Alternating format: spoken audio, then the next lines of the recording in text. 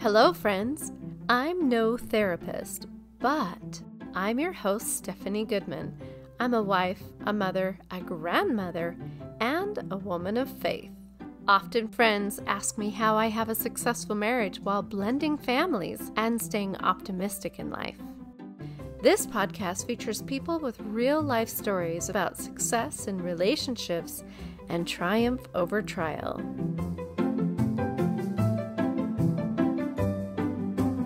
Today, we visit with wellness advocate Leslie Reader as she talks about dealing with depression and shares with us tools on building emotional resilience.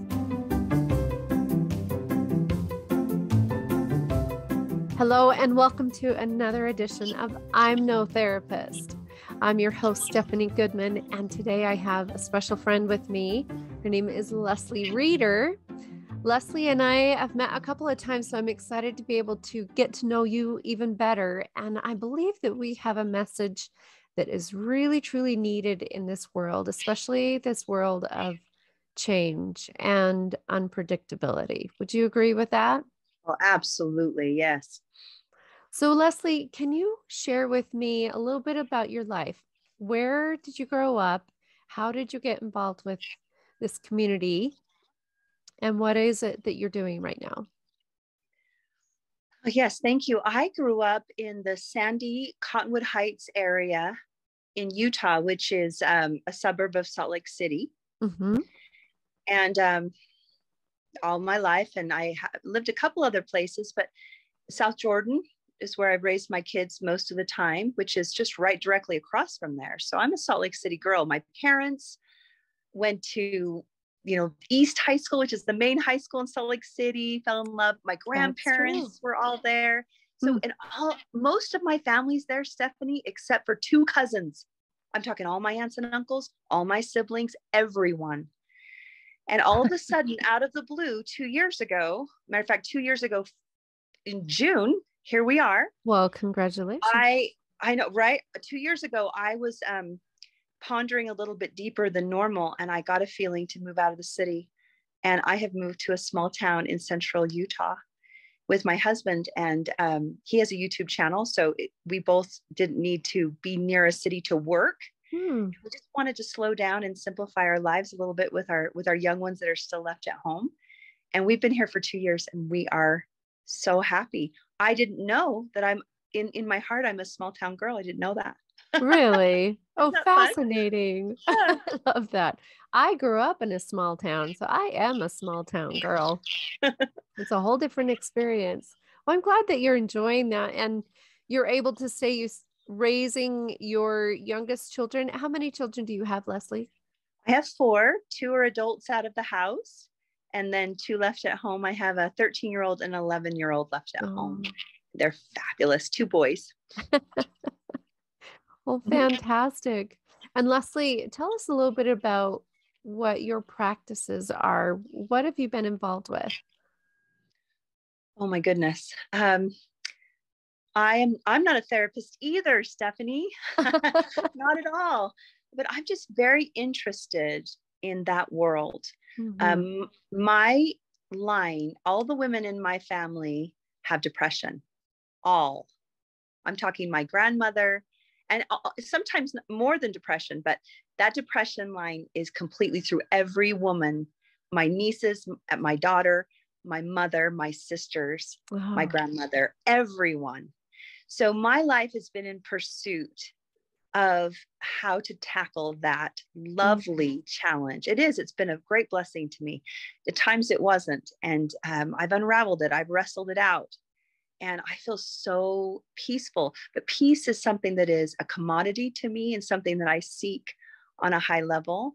Yeah. And so that's what I'm here today to talk about. So mental health, a lot of people talk about mental health, right? Mm-hmm. But you and I today, we want to talk more about emotional health.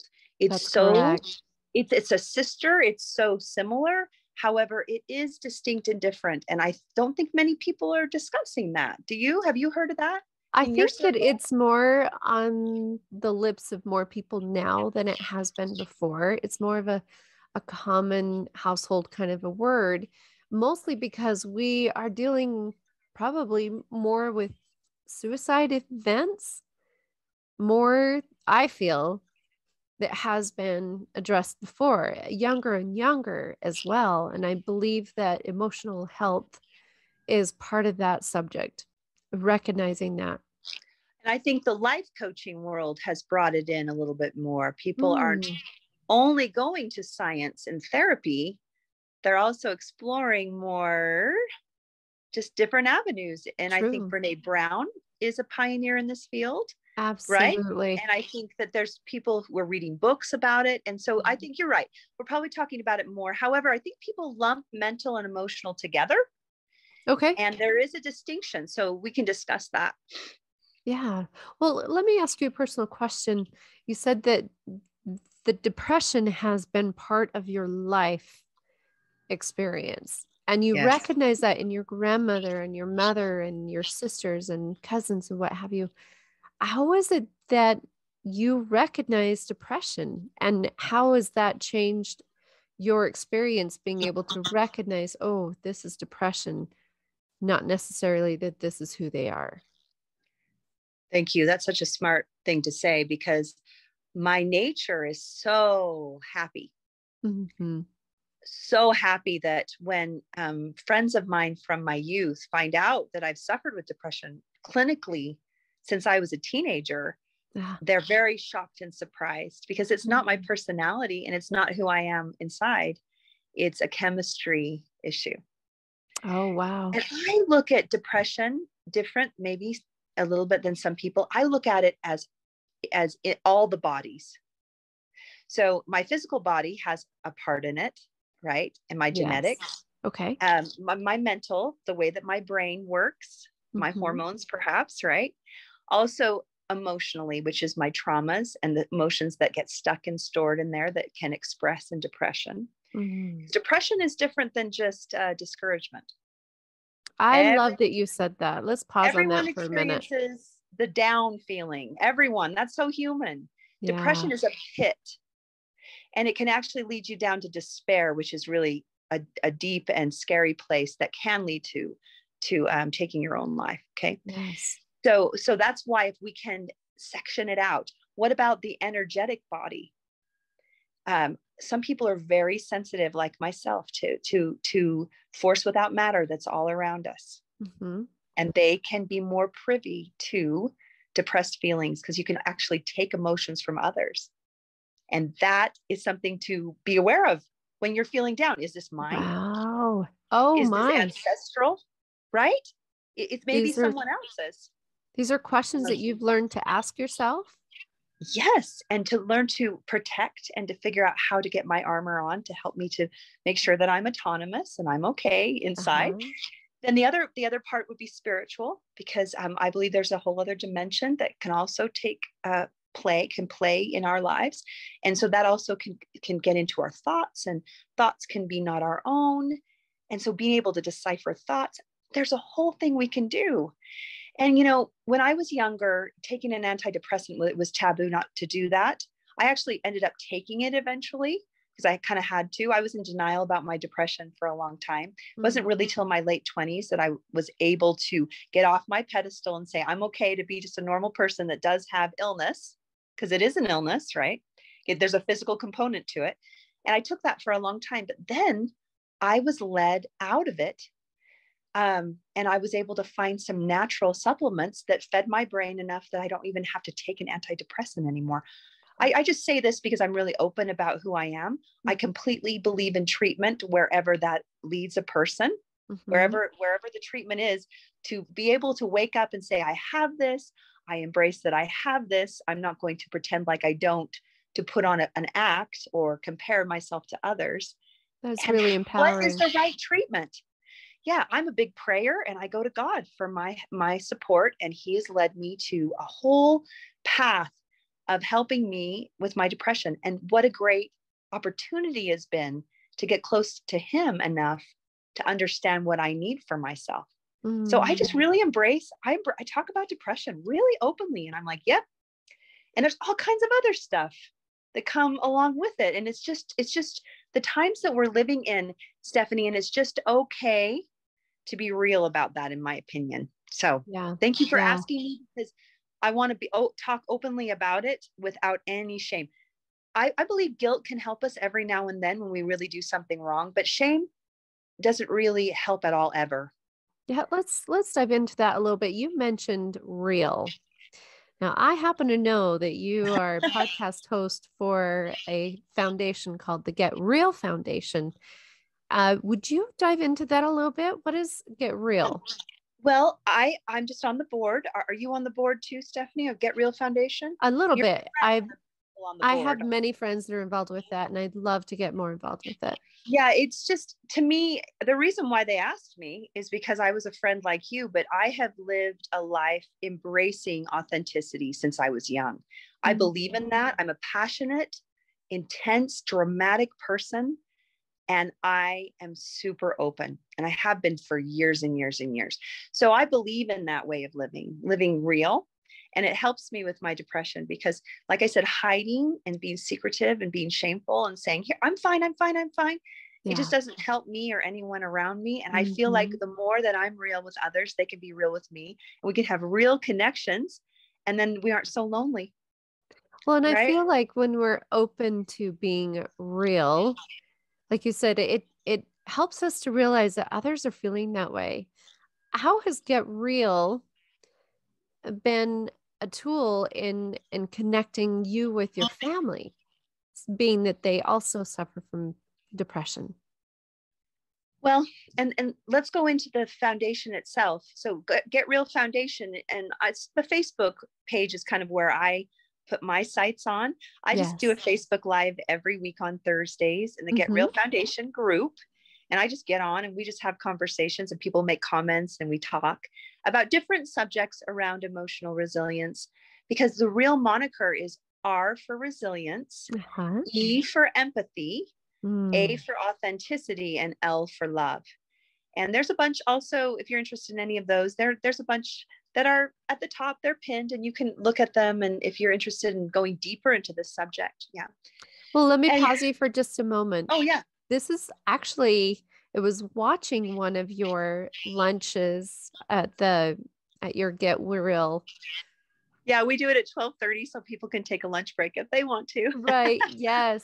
And I just loved how authentic you were. You were talking about emotional resilience, to be honest with you. And I could carry myself along that same journey of the things you were discussing. And you brought up some tools that were just so powerful. It was interesting to hear the tools that you brought up, because I found myself, even though I had learned it before, relearning it with your description. And that's when I felt strongly that I wanted to be able to share your message with my listeners.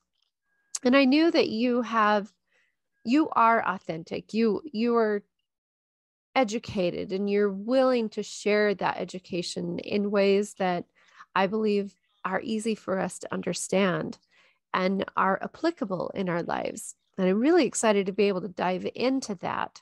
Now, I think it's interesting. Sometimes when you are passionate about something and you're doing research on it, what have you, there has been a moment in your life that has placed that in your heart.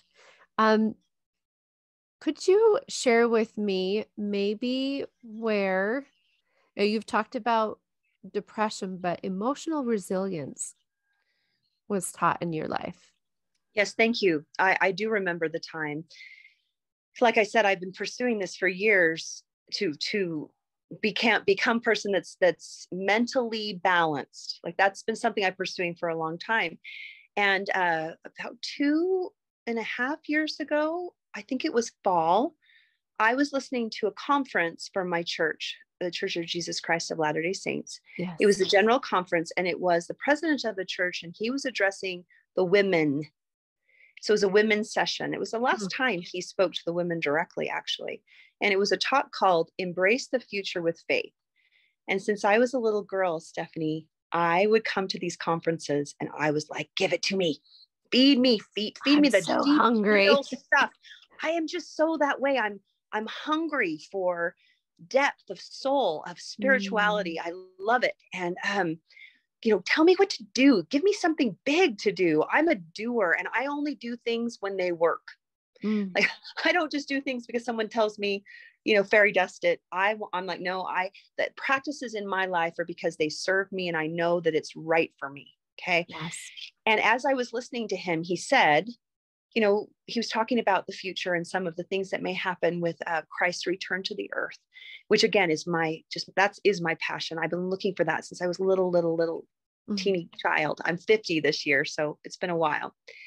And he said, get your food storage, get your food preparation. He goes, he said, prepare physically.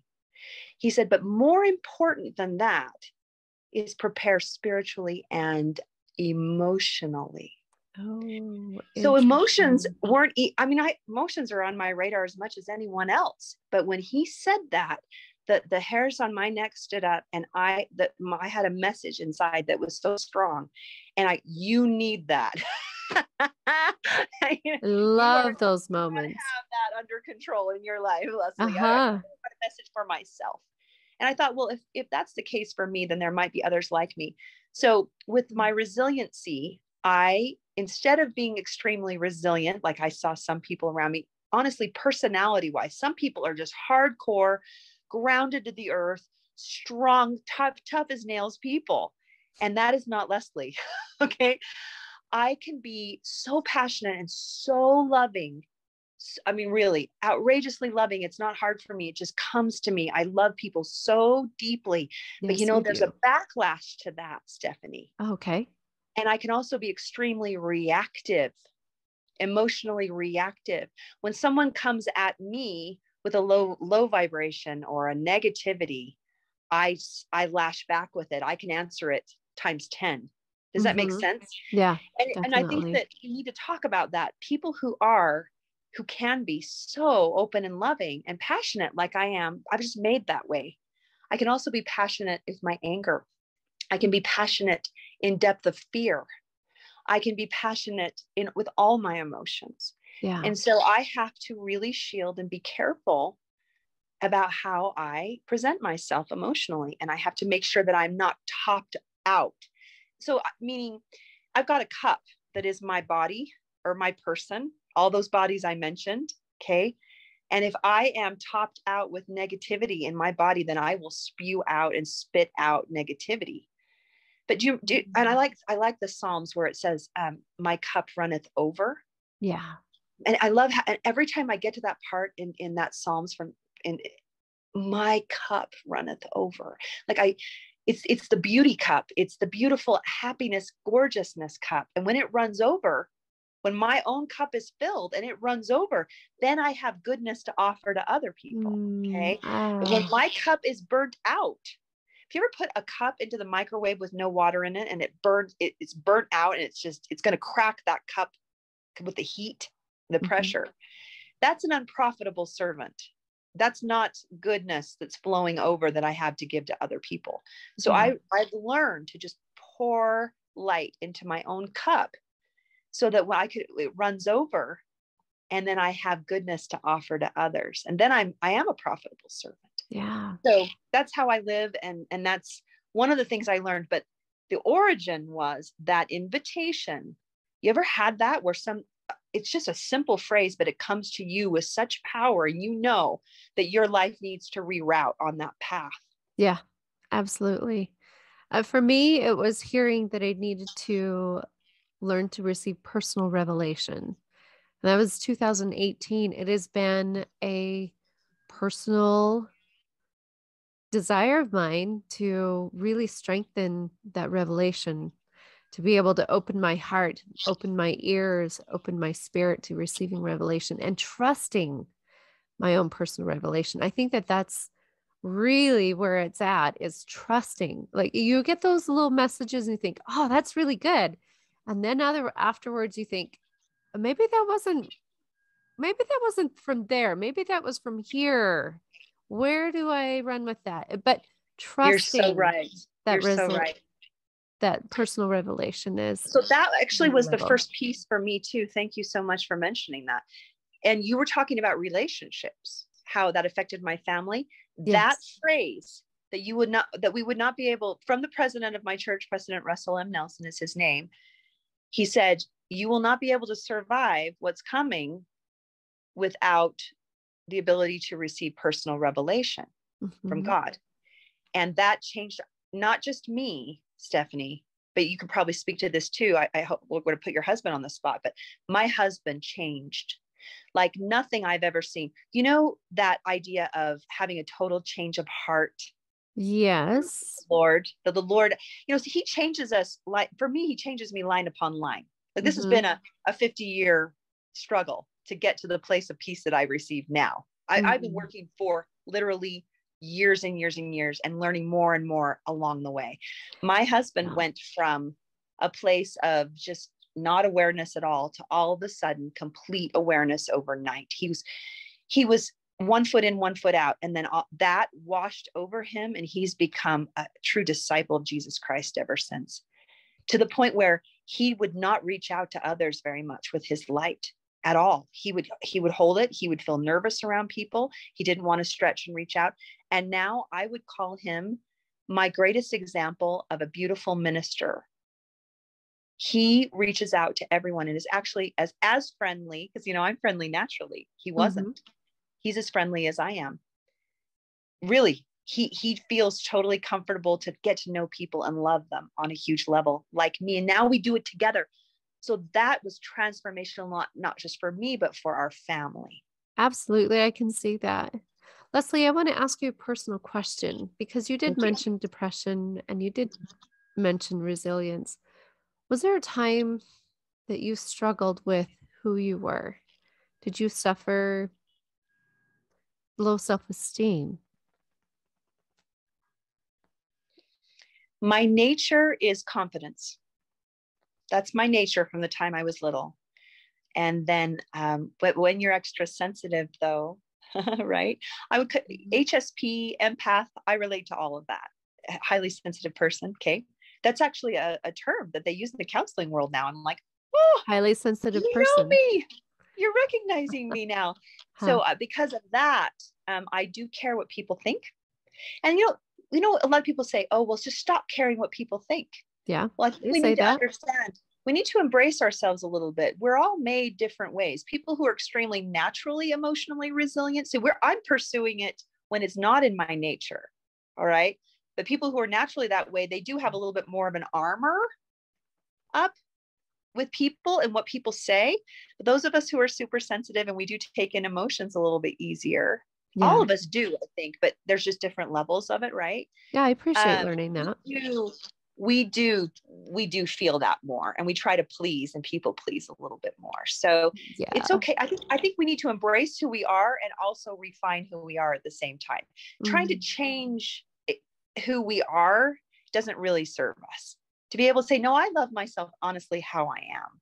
I like my flamboyant nature, my over the top thing. And yeah, have people said I was too much? Absolutely, they have. I make people uncomfortable sometimes with my boisterousness, but I've just decided to embrace that and realize that we have to turn our weaknesses for some people because it just makes people uncomfortable. Also, maybe it's inviting them to look at a part of themselves. I do try to help people feel as comfortable as possible, but I don't try to dim my light for others anymore. Yeah, right. Did I? Yes, I have before, but not so much now. Right? Yeah, right. So with being an empath, so I believe that I also have those traits of being an empath. I can feel the essence and the energy of the people around me. And I also know that I need to do my part to put that energy and essence around me like that. What has been some of the troubles that you've had of being an empath? I would go to church and sob, like literally sob, cry at church, because at church people come with their hearts open more than normal. And they're worshiping together. And honestly, I get on a high from that because I'm such an empath. I love that feeling of group worship. Not everybody's into that. I really enjoy it. But I would also feel if there was anyone really struggling, I would, or if they were talking about deeply spiritual things, I would start to just cry really hard. And, it's funny, I'm able to shield that now a little bit better. And I used to need to ask for the Savior to filter the emotions for me. Oh, that's So I interesting. I would wouldn't have ask him. thought of that. I actually would go directly to him. It wasn't so much a prayer. It was more like, Savior, will you filter these emotions for me? Because I used to kind of like send them back energetically. Uh-huh. Well, then I was realizing then they're getting them. I can actually ask the Savior through his atonement and his power of his atonement to filter the emotions for both of us and lift us both. And I can feel my heart lift every time I ask that. So it's one of the tools that I use. Is that kind of a way of setting boundaries for your empathic So the way that I set interaction? boundaries, I've been doing this for years, and I would love to share with you this tool. Because I'm Wonderful. about tools. I'm about, let's talk about the general fun things and get deep with it. But I would love people to go away from talking with me about something they can actually really do in their lives. I'm such a doer of the word. And it just works for me. I find the things that work. Not everybody will like this, but those who do. I, many years ago, was invited by one of my mentors to sit down and ask the Lord, again, straight to Jesus Christ, ask him to write me a protection prayer. So I was doing all kinds of protecting things and thinking about bubbles. And I was doing all of that for a long time. And I was, putting with my arms all the way around myself, a bubble. And I was even, because, visualization is so powerful. And I was doing all of that. Yeah. And I was asking for angels and all those things. I was doing that for years, kind of cleaning out dark spaces, pulling in light into my spaces. But when I did this, it really changed everything. I don't really get a lot of the cacophony and the negativity that I used to get spiritually and energetically now, because I asked him to write me a protection prayer. And so I put my pen down on the paper and I was in deep prayer. Some people do this in the middle of the night because the veil is thinner. I just did it right in the day when I was alert. And I asked him to literally write through my hand a protection prayer. And I just allowed my brain to go to every place that something negative could get into my space.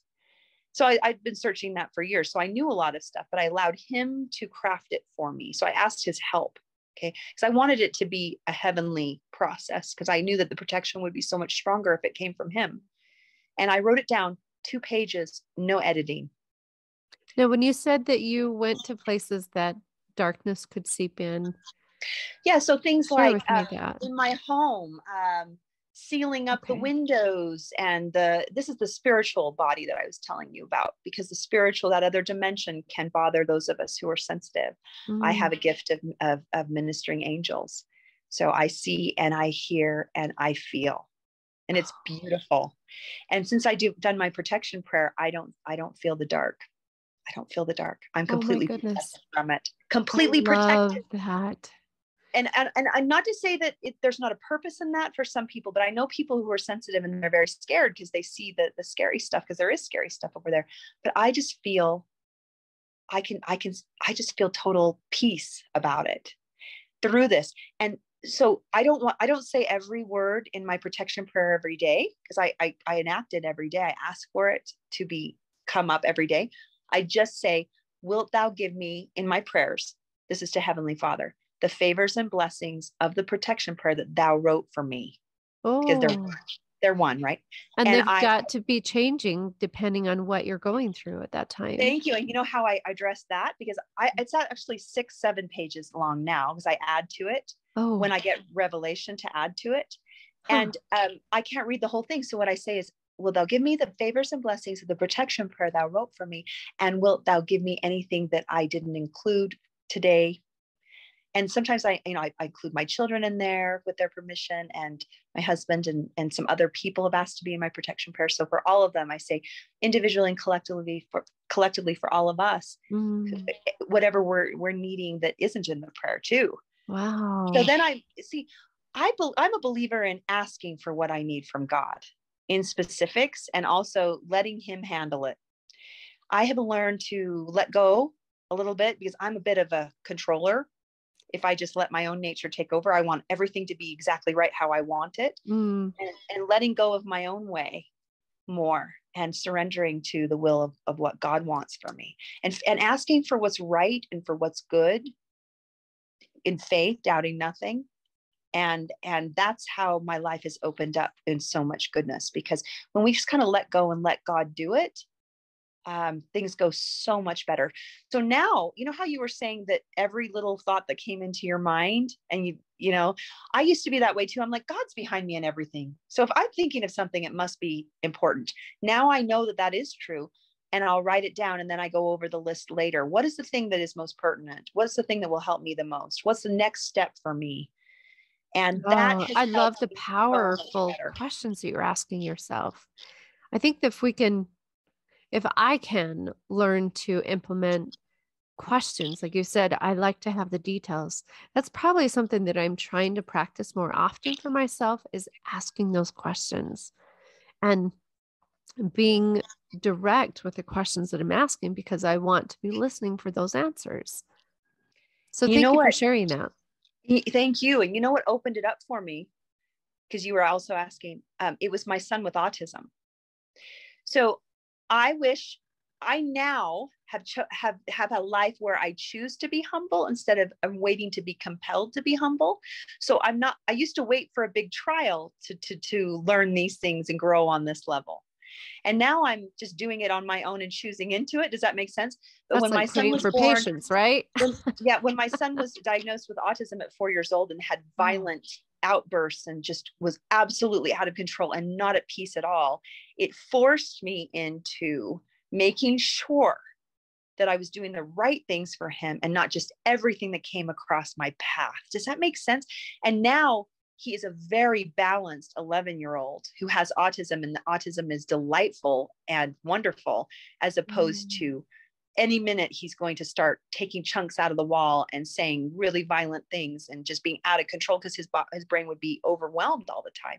Right. And the Lord has taught me how to help his brain function on a level that he can feel peaceful in his life through, waiting for the right thing and not just everything that crosses my path. Right? Yeah. That's where the revelation has become absolutely essential. When I see a little child, and I know that a lot of people are listening and they're thinking they have children who aren't at peace. It's a tough generation to live in. And we as parents, as their parents, have spiritual power that we can access on their behalf. And that's why the personal revelation thing you were talking about is so essential. How does God speak to us? He can speak to us emotionally, can't he? And he can turn a weakness into a strength, like he has for me with being an extremely emotionally reactive person. And now I find myself much more resilient. And I have some things that I've done to have turned myself that way through, I think, his guidance. Those authenticity trainings, right? Absolutely. Yes. I was starting to tell a little bit of my story this morning through authenticity.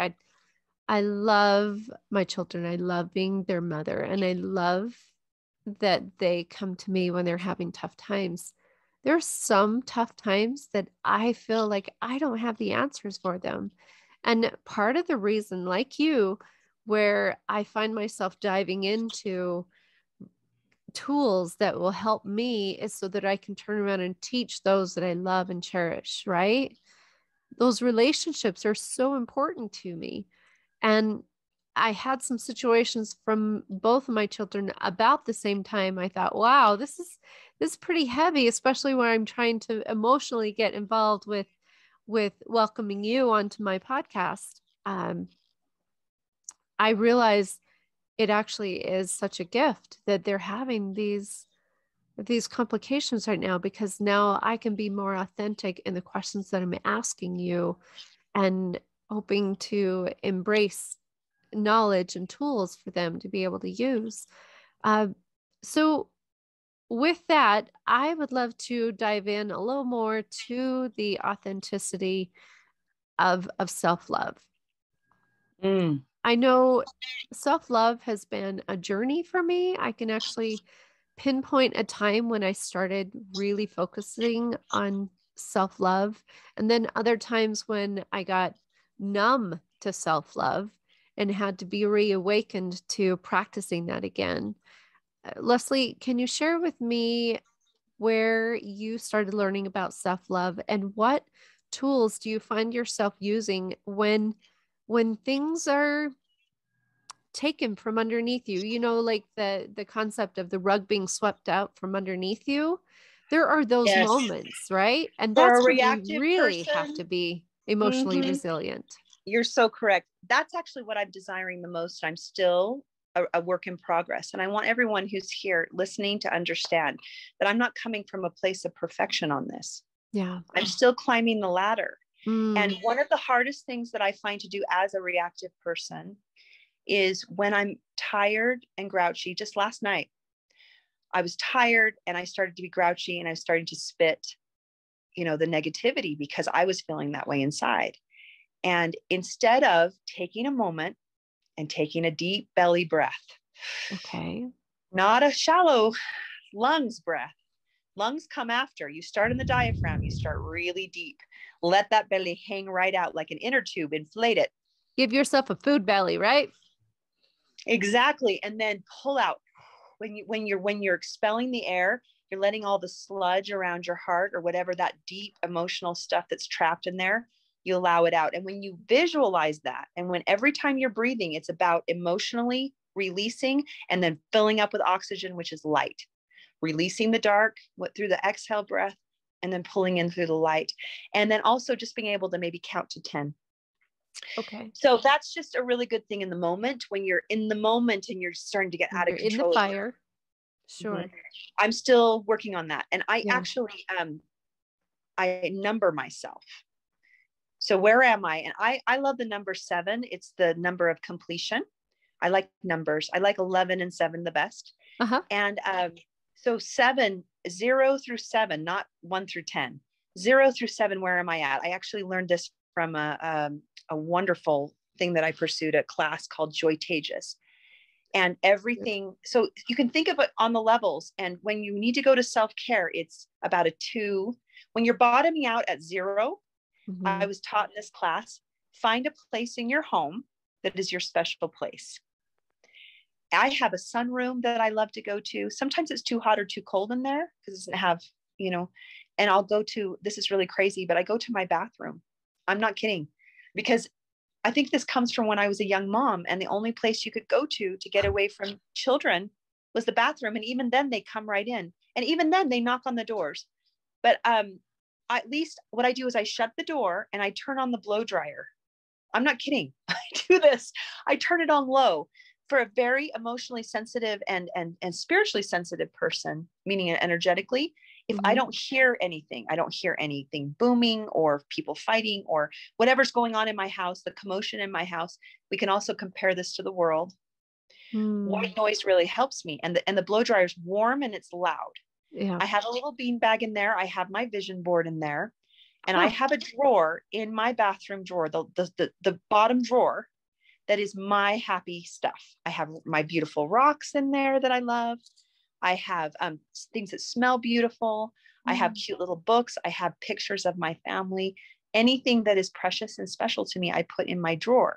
So when I'm bottomed out on a 0, I sit down in there and I just go through my drawer and I just rifle through and I get centered again. And then once I get to a place where I'm even okay enough to pray, I'm serious. If you are really low and you're spiraling out downward, you're bottoming out, I can't even face God in that moment. And that's why people do take their own lives, because they're so out of touch.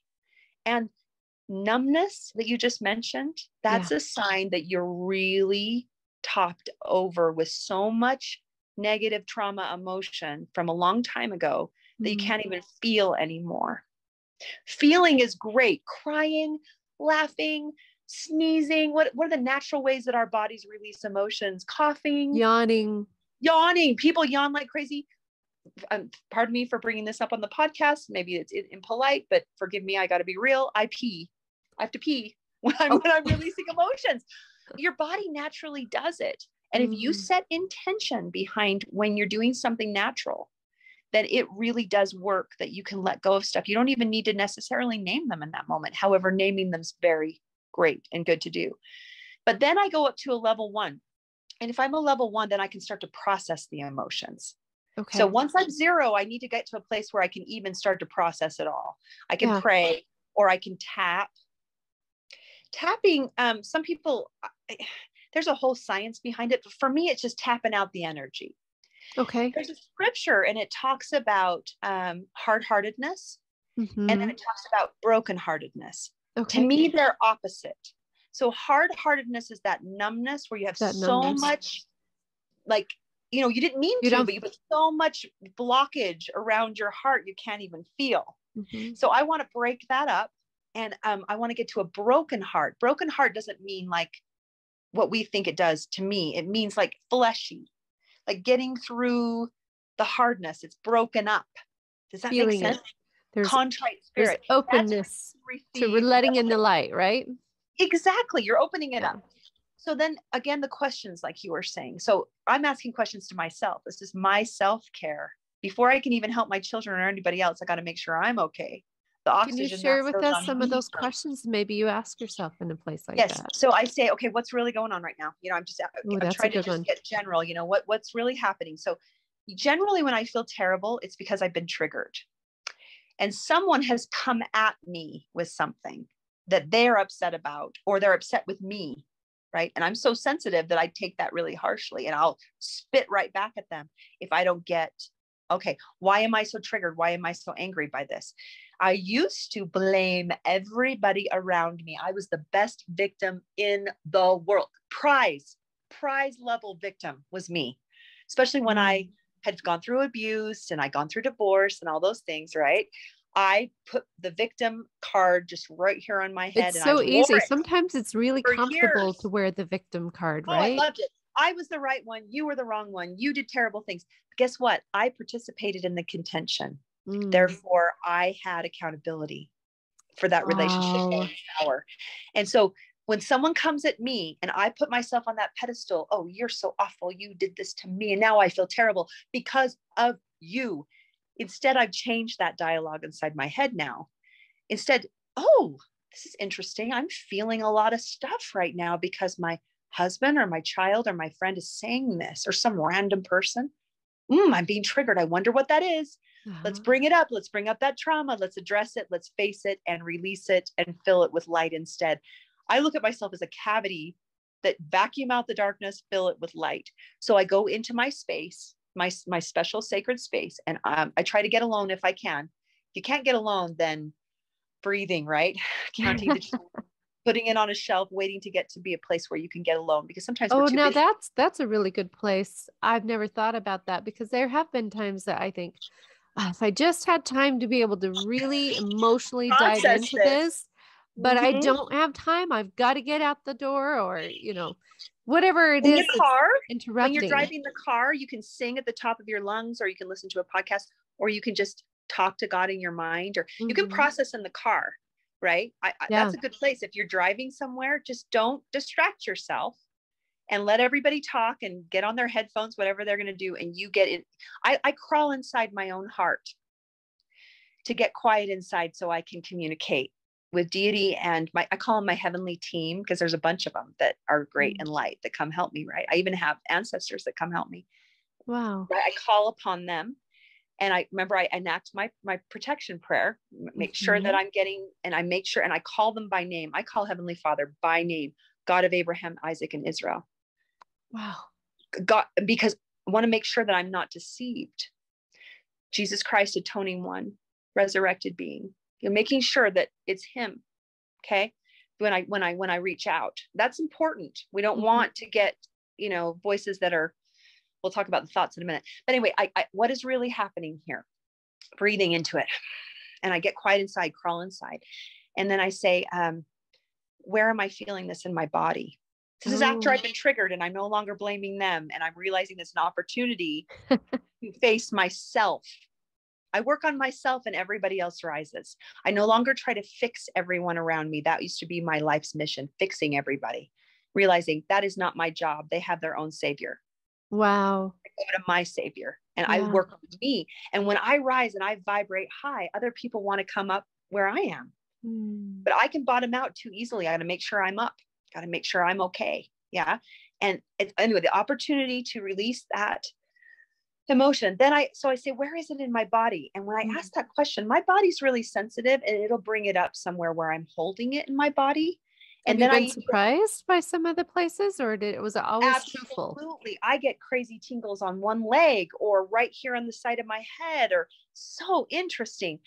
And often that's an uplifting thing. But when I'm really feeling yucky, I'll get a sinking feeling in my gut, or my sinuses are really pressured, or my throat feels like I have a lump in it, right? Have you ever felt some of those yucky feelings? Definitely. And describe what it feels like. So first of all, where is it? Tapping it out, trying to find it. Where is it? And now, what does it feel like? So you're getting specific into your senses. All right. Using your body as a back door to get to the emotion. And then I say, what am I feeling? What is the emotion? I try to put a word on it. And if it's angry, that's fine. But is it rage? Is it frustration? What kind of anger is it? Or perhaps I'm feeling lonely and scared. And and what is it? Label it. Okay. Or I'm scared about what this person said. What does that mean about me? Okay. Yeah. And then what is the real fear here? What is the real underlying fear behind that? I ask myself. Oh. Again, this is what I learned from Joy Tages. It works so well. I get to the deep level fear, because most of the time it's fear. And then I go, okay, but what's the real truth about this circumstance in this situation? What's the real truth about me? Because often, like you said, the self-esteem issue, this, I feel terrible about myself, and I feel terrible how I reacted, or why am I lashing myself with a whip is so not effective whip, in right? that moment. Shame right? whip. What is the truth about me? What is my real heart in this situation? Yeah. Actually, what the truth is I'm really fabulous, and I can be calm, and I actually really love this person, and I can work. And the truth is I have skills to resolve this conflict with them. And be able to talk myself into that and get the good thoughts, taking out and extracting the negative thoughts and replacing them with I don't reverse everything into positive anymore, Stephanie. I used to do that, but it wasn't always true. Oh, that's now so I ask interesting. a positive view. Yes, the positive lens comes on it, but it's also the truthful lens. I just want the truth. My spirit resonates when I hear truth about myself, even from myself. And then I'll write down in my journal what the true message is. I wake up every morning and dump my thoughts. I don't need to so much anymore, because I wake up I was like in worry for months because of this pandemic and because of everything. I thought, I'm not afraid. It's fine. I'm fine with it. I have faith. I was just convincing myself. I was waking up every morning with worry. So I went to my journal and I dumped my brain. It's like I opened up my head and dumped out exactly what I was thinking. And then I went back over it I life coached myself. And I went back over it and I found the things that were just thoughts, that they weren't necessarily true. And I just circled the things and I put a T around it. Where are the thoughts that I can change? Because I can change my emotions through changing my thoughts first. It's the mental way of looking at emotions. Then I would draw a line underneath all that stuff, and I rewrote the thoughts in truth. I got to a centered, peaceful place. You got to crawl inside your own heart, make sure that it's right, and let the Lord help you craft it the same way we did the protection prayer. And then I rewrite my thoughts. Then I go straight into gratitude. 3 things I'm grateful for. 1 thing I'm happy about, because as a person with depression, I need to tell my brain every day what I'm happy about. I'm a happy person and I'm embracing happiness. Then I open up my scriptures and I ask for a message from God. And every single day he speaks to me from the scriptures. And I write down my message. I pray it in, tap it in, and pray it in. And then I move on with my day. That's my real self-care. And once your brain is right, then you can feel a lot better emotionally if your thoughts are in alignment with your light source, right? Absolutely. Absolutely. I love that you went into a space of recognizing those vulnerable emotions and then giving them a voice. I love also that you said, I don't really truly focus on happy. I focus on truth. I think I'd like to embrace that. Yeah, don't just positive. You're still in denial if you're just, I used to do affirmations on a huge level and I still think they're fabulous. Yeah. Okay.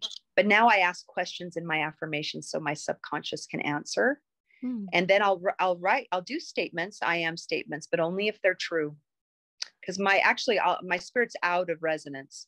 If I'm just saying I'm happy, I'm great, and I'm not, I have to address the real emotions first and then move up into that space of the real happy and uplifting emotions. We can totally choose into them with our thoughts. We can, but we have to address them first and stop stuffing them and not giving them any voice. Like you said, how sad. That little child inside that got hurt needs to be seen. Do you know that I've held my own inner child in my own arms and reparented my own inner child? Every age. I asked the Lord every single time. I don't even remember the stuff. And I didn't even have all the details, but I had God, my heavenly parents there, and I had Jesus Christ there. And I went into a visualization exercise in my mind.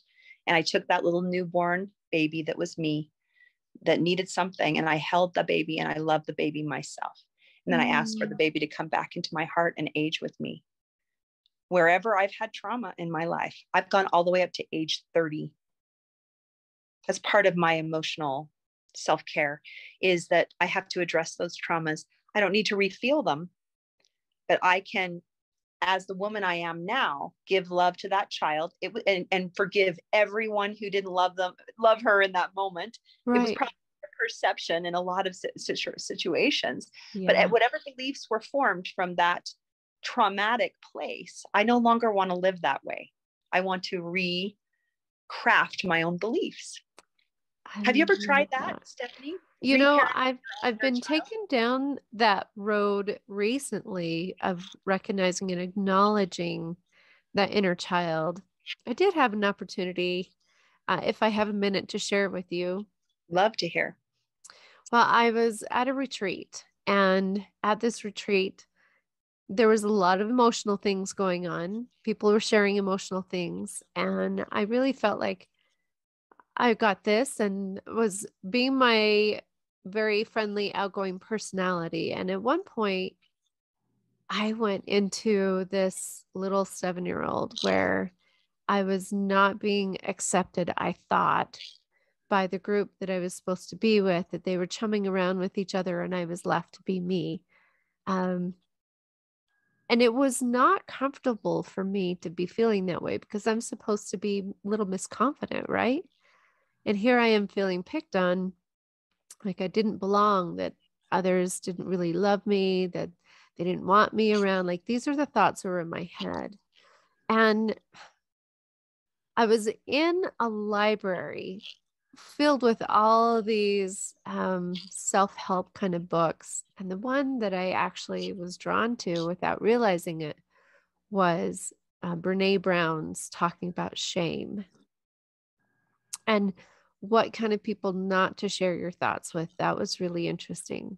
But in doing that, my process was to recognize, okay, I acknowledge that I'm feeling left out. I acknowledge that I'm feeling picked on. I acknowledge that they're not loving me the way that I need to be loved.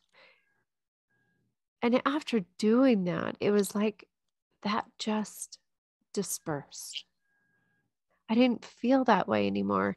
It was almost like visually, this is what I can put an idea to. Basically, it's like a toddler or let's say a 5-year-old coming to you and pulling your shirt. Mom, mom, mom, mom, mom, mom, mom. And you're going about, you're busy, you can't pay attention. And then finally they're like, what do you need? I want a cookie. Okay. All right. We'll do that after lunch. Okay. And they scamper off, right?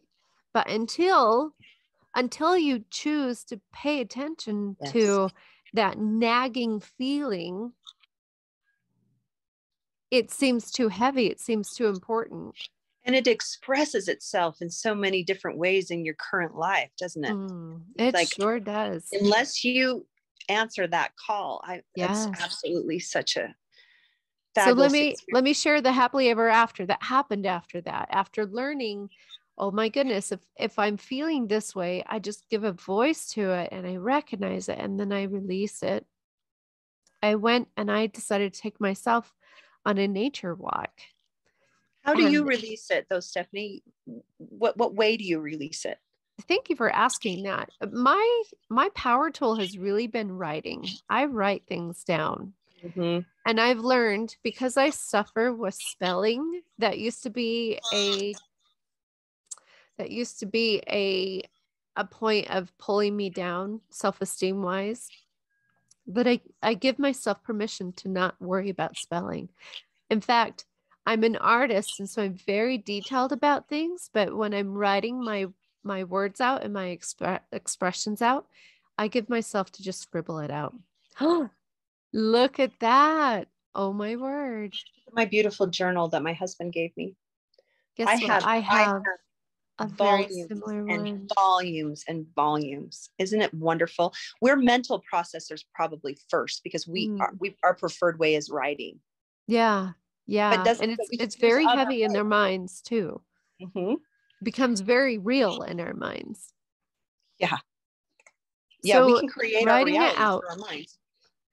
writing it out has been so profoundly powerful for me. And I will use different colors because I love colors. I'll use different colors to write in. If I'm feeling angry, yeah, creative expression. Yes, yes. Color is therapy, in my opinion. That's another way to use our senses.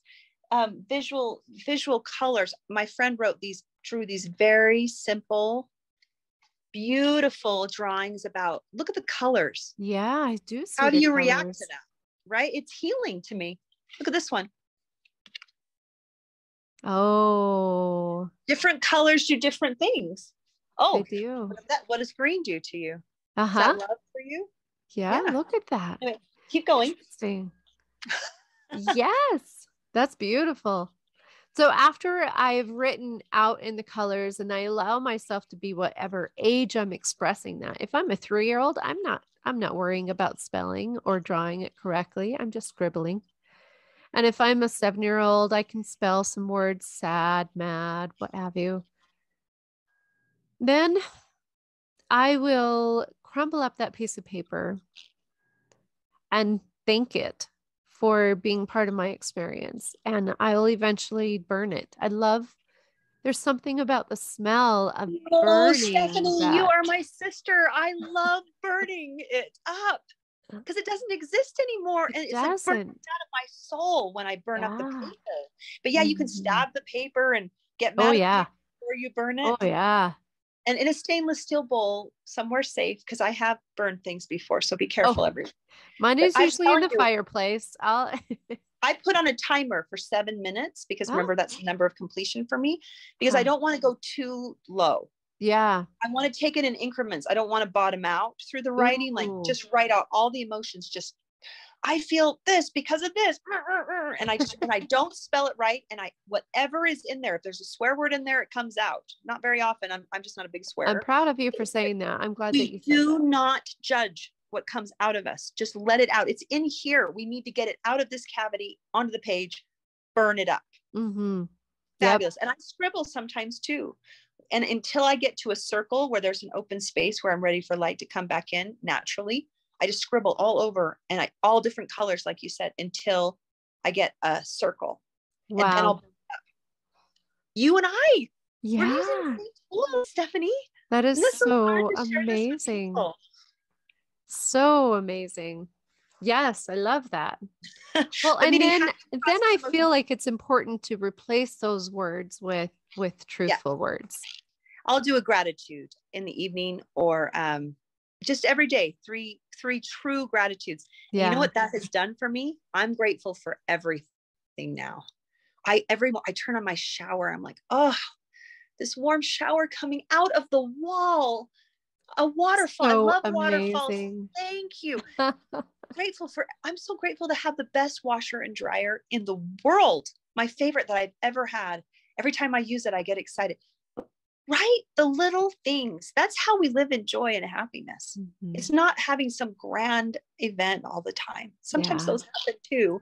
Yeah. I had the best Father's Day I've ever had in my life. My husband on Father's Day was just showering me with adulation and affection.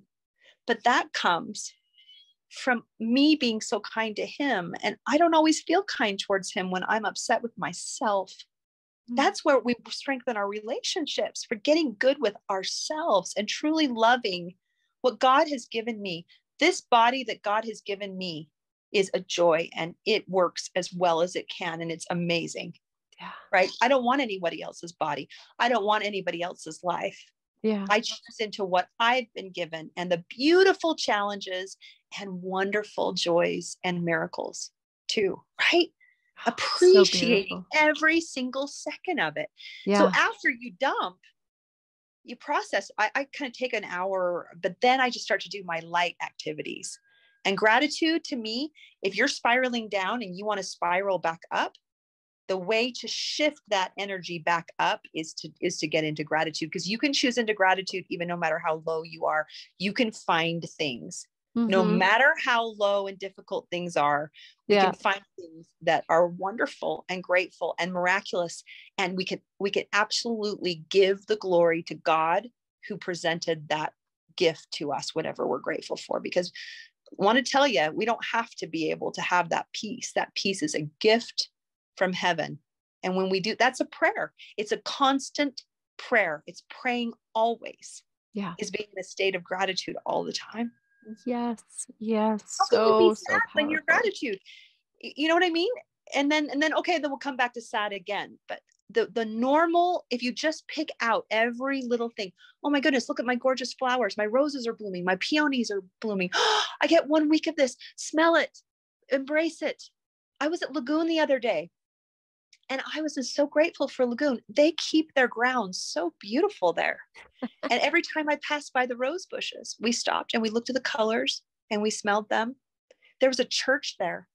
There was an old church there, and I love old stuff. And we went in and we took a minute and just had a little moment. And then we're back to the craziness again. But isn't it wonderful to stop and smell the roses and to take a breath, even when you're feeling rotten, and come back into counting to 10, taking a deep belly breath and saying, what am I grateful for in this moment? I don't have time to write it out right now, but I can do gratitude practices anytime. My brain, my mind is my own, and it is my sanctified, holy space that I can choose what goes on here. Absolutely. What power you have in recognizing that. Well, and you, it's the same thing. We're doing the same stuff, love. Yeah. Aren't we? We are. And it's interesting that we've gone down our own personal journeys to come to this space. And it's very important to us to be able to share this light and knowledge with our family, our children, our friends. And that's why I'm just so grateful that you were willing to be vulnerable and share this time with me and share this message and bring these tools, these authentic tools that you have tried and used to be able to share with my listeners. Leslie, you are such Stephanie, a joy. before you end, we have to talk about this, the difference between needing and receiving. That's a really important one. Thank you for bringing that up. From you. I just don't think that we can do this justice without addressing the different energy. Needing. So when someone gives love to you and you're needing it, and you're desperate for it, and that desperate energy is going to attract desperate energy. By the way, that's spiritual. It's religious as well as in the New Age world. The law of attraction is a law of the universe. It's begets. Love begets love. Hate begets hate. Desperate begets desperate. When you are codependent, it's a mirror reflection. You're not even in a relationship, but you're codependent because you're so needy and desperate for love. So what do you do when you're needy and desperate for love? You love you. You love you.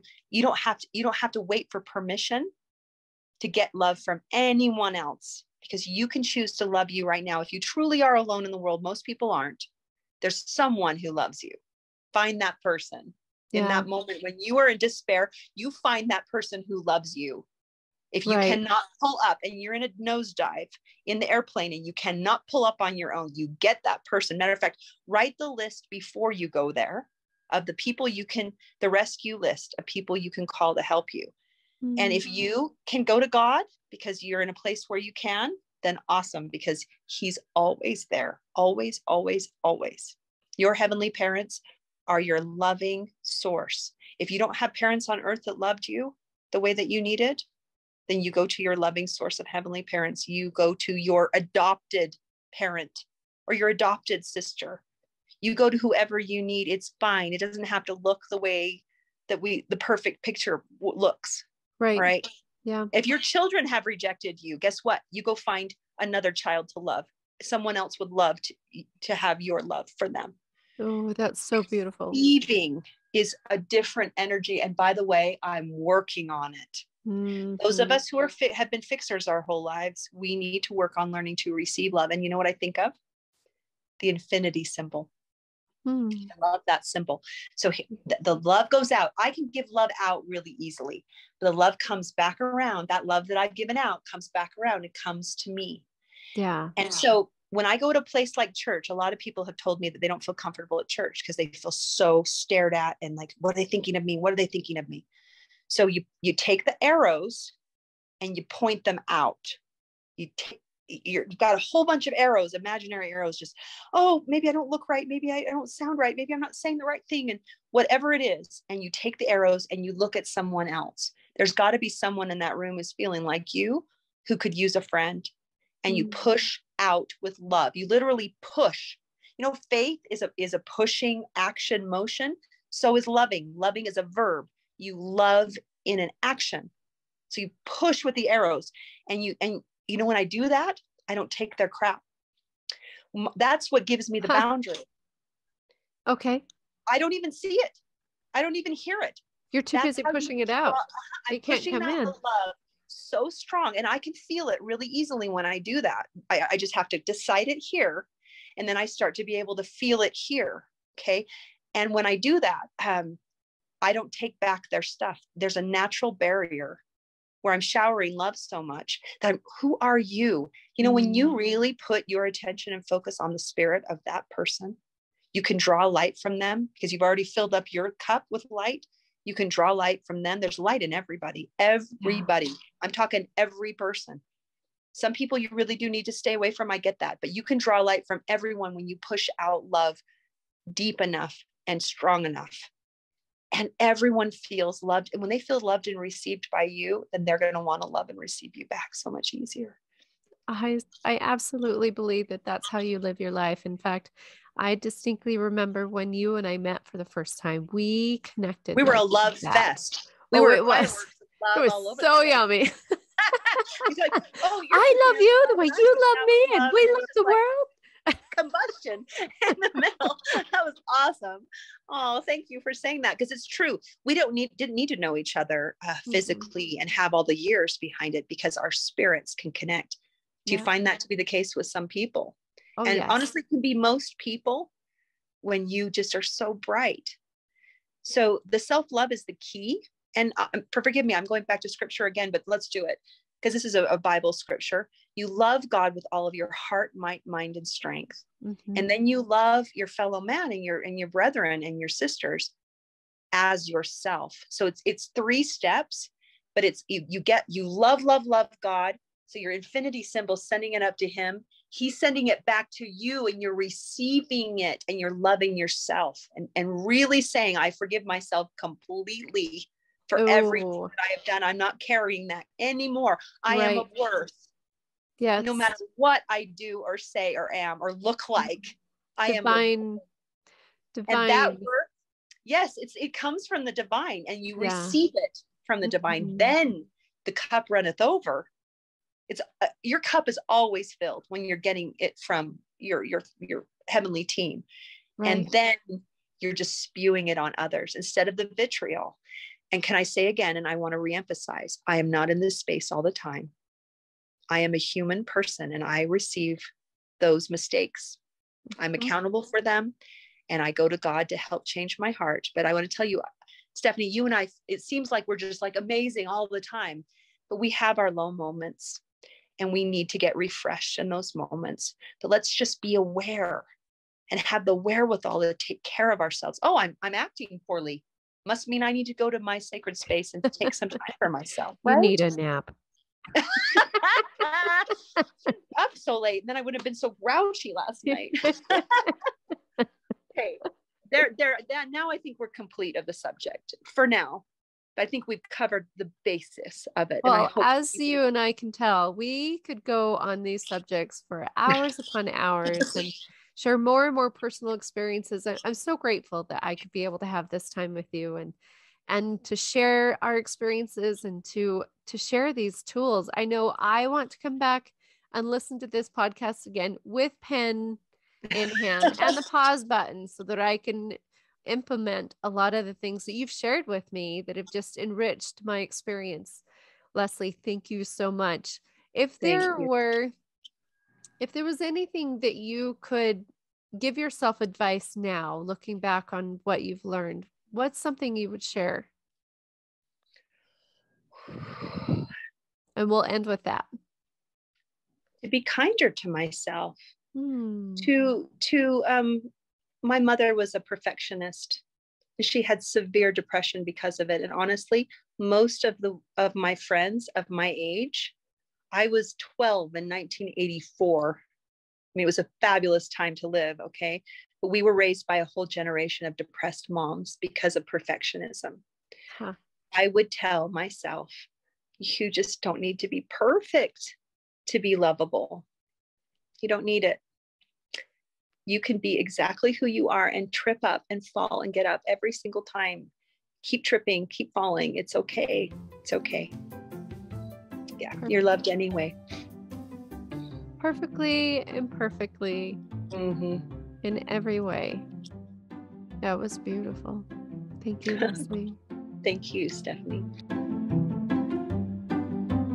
If you've enjoyed this episode, remember to subscribe, share, like us on Facebook, and follow us on Instagram. Please comment because I would love to hear about what you think and what you want to see in the future. I'm no therapist, but I am your host, Stephanie Goodman.